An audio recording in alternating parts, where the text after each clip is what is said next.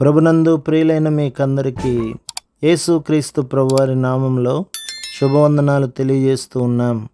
ఎడారిలో సెలయేర్లు అనే ఈ దిన ధ్యానము కొరకై స్వాగతం. జూలై 28. యెహోవా తుఫానులోను సుడిగాలిలోను వచ్చువాడు. నహూము గ్రంథం 1:3.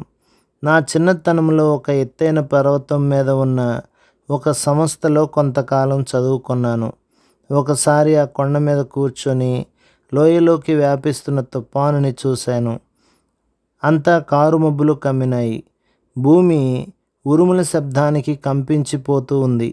అందమైన ఆ లోయ అందవికారంగా అయిపోయింది. తిరిగి దాని అందం దానికి వస్తుందో రాదో అన్నంత మసకగా తయారైంది ఆ లోయ. ఆ తుఫాను కొంతసేపటికి లోయను దాటిపోయింది. మరుసటి రోజు నేను అక్కడే కూర్చొని, ఏది తుఫాను? ఆ తుఫాను తెచ్చిన చీకటంతా ఏది అని అడిగాననుకోండి, లోయలోని పచ్చగడ్డి ఇలా జవాబిచ్చేది. దానిలో కొంత భాగం నాలో కలిసింది.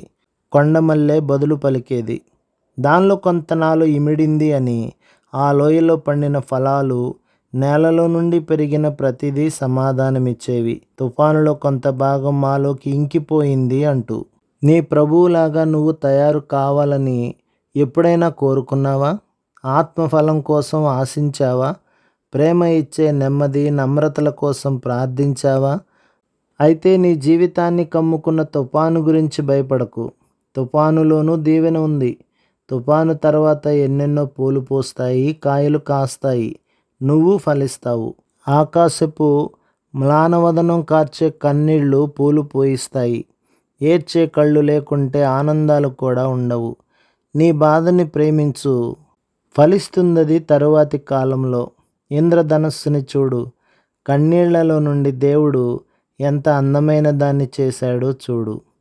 ప్రభు మిమ్మును, మీ కుటుంబమును, మీ సంఘమును దీవించి ఆశీర్వదించునుగాక. ఆమేన్.